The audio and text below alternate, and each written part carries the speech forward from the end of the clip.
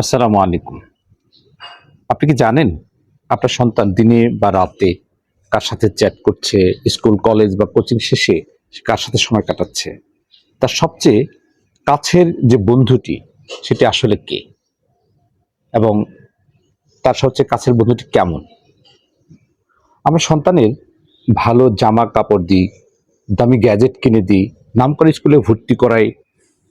এরপর আমরা মনে করি যে আমাদের দায়িত্ব শেষ।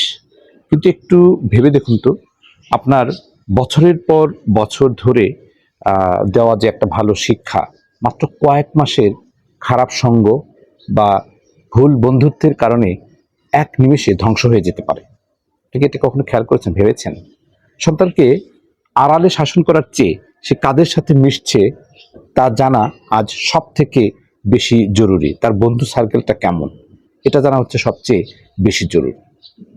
আজকের ভিডিওতে আমরা জানবো যে কিভাবে আসলে কোনো গোয়েন্দাগিরি না করেই অত্যন্ত বুদ্ধিমত্তার সাথে আপনার সন্তানের যে বন্ধু নির্বাচন, এই বন্ধু নির্বাচনের উপর আপনি নজর রাখতে পারবেন। ইসলাম এবং আধুনিক মনোবিজ্ঞান এই বিষয়ে আসলে কি বলে তাও আমরা বিস্তারিত আলোচনা করার জন্য চেষ্টা করব। ইসলামে বন্ধু নির্বাচনের বিষয়টিকে এতটাই গুরুত্ব দেওয়া হয়েছে যে আমাদের প্রিয় নবী মুহাম্মদ সাল্লাল্লাহু আলাইহি সাল্লাম বন্ধুত্বের প্রভাব বোঝাতে গিয়ে একটি চমৎকার উদাহরণ দিয়েছেন। সহিহ বুখারী ও মুসলিমের একটি বিখ্যাত হাদিস এসেছে যে সৎ সঙ্গী এবং অসৎ সঙ্গীর উদাহরণ হলো আতর বিক্রেতা এবং কামারের হাপড়ের, অর্থাৎ কামারের যে চুল্লি, সেই চুল্লির মতো। আতর বিক্রেতার কাছ থেকে তুমি হয়তো আতর কিনবে, নয়তো তার সুঘ্রাণ পাবে। আর কামারের চুল্লি হয়তো তোমার কাপড় পুড়িয়ে দেবে, নয়তো তুমি তার দুর্গন্ধ পাবে। রাসূলুল্লাহ সাল্লাল্লাহু আলাইহি সাল্লাম আরো বলেছেন যে মানুষ তার বন্ধুর দিন বা আদর্শ দ্বারা প্রভাবিত হয়। তাই তোমাদের প্রত্যেকে যেন লক্ষ্য করে সে কার সাথে বন্ধুত্ব করছে। ছোটবেলায় সন্তানরা কাঁচা মাটির মতো থাকে। ভুল মানুষের সংস্পর্শে আসলে তাদের নৈতিকতা, কথা বলার ধরন এবং মানসিকতা খুব দ্রুত বদলে যায়। তাই সন্তানকে দিনদার এবং ভালো চরিত্রের বন্ধু বেছে নিতে সাহায্য করা প্রতিটি মুসলিম পিতামাতার অন্যতম প্রধান দায়িত্ব। এবার আসুন দেখি আধুনিক বিজ্ঞান ও চাইল্ড সাইকোলজি এ বিষয়ে কি বলে। মনোবিজ্ঞানে একটি অত্যন্ত পরিচিত টার্ম আছে যাকে বলা হয় পিয়ার প্রেশার বা সহপাঠীদের মানসিক চাপ।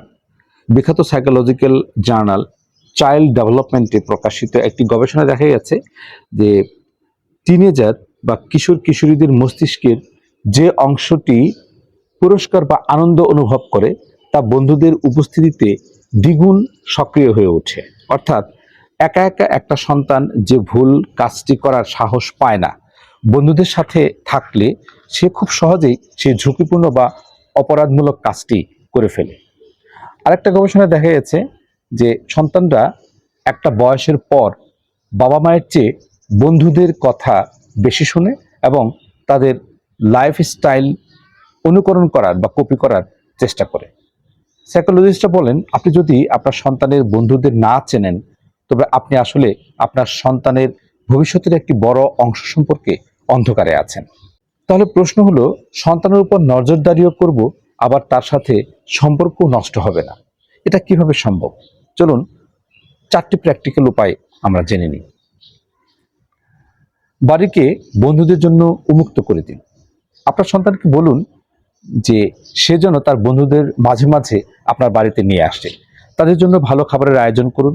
যখন তারা ড্রয়িং রুমে আড্ডা দেবে, আপনি দূর থেকে তাদের কথা বলার ধরন, আচরণ আর বডি ল্যাঙ্গুয়েজ খেয়াল করতে পারবেন। 2, গোয়েন্দাগিরি নয়, গল্প করুন।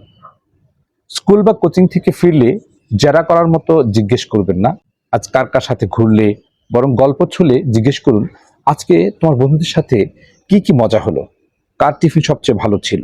এতে সন্তান নিজে থেকে বন্ধুদের সব গল্প আপনাকে বলবে। নাম্বার 3, অন্য অভিভাবকদের সাথে যোগাযোগ রাখুন। সন্তানের ঘনিষ্ঠ বন্ধুদের বাবা মায়ের সাথে একটা সুসম্পর্ক গড়ে তুলতে হবে। মাঝে মাঝে ফোনে কথা বলতে হবে। এতে বাচ্চারা কোথায় আছে, কি করছে তা ট্র্যাক করা অনেক সহজ হয়ে যায়। নাম্বার 4, গ্যাজেট এবং সোশ্যাল মিডিয়া সচেতনতা। সন্তানকে ফোন বা ইন্টারনেট ব্যবহারের একটা নির্দিষ্ট নিয়ম ঠিক করে দিবেন।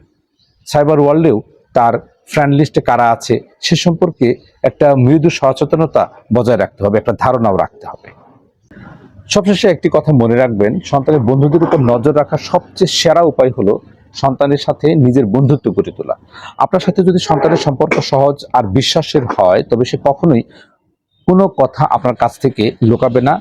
ভুল কোনো সঙ্গীতে জড়িয়ে পড়লেও সে সবার আগে আপনার কাছে এসেই সাহায্য চাইবে। আপনার সন্তানের সেরা বন্ধুর নাম কি?